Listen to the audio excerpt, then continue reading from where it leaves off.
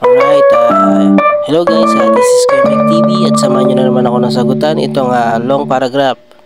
Tara guys, basahin na natin to, medyo mahaba-haba to at sigurado nga ito yan nakakabulol na naman.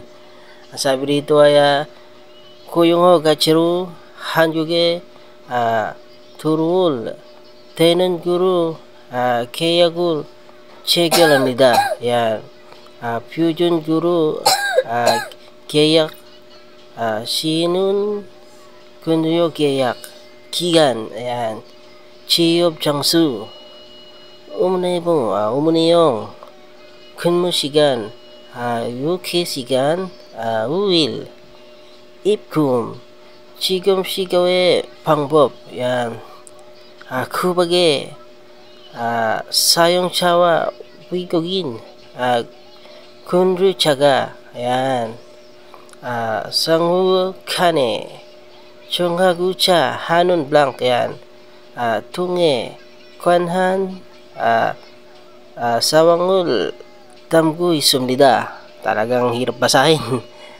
Ayan, proceed tayo sa 4 choices mga guys. Number 1 ay 근무지. Number 2 naman ay 근로 계약. Yan.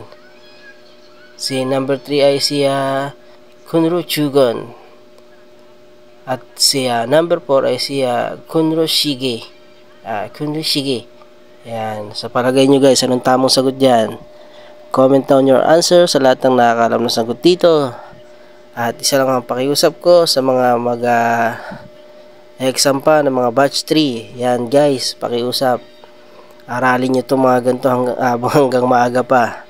Kasi ito ay talagang lumalabas sa actual exam.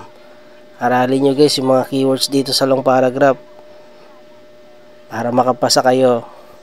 Dahil yung mga gantong long paragraph halos sa 10 mga ganon, mga 10 yung lumalabas na ganito sa reading. Kaya pakiusap, aralin nyo maigi at ang keywords. Ayan, yun lang. Kamsahamnida.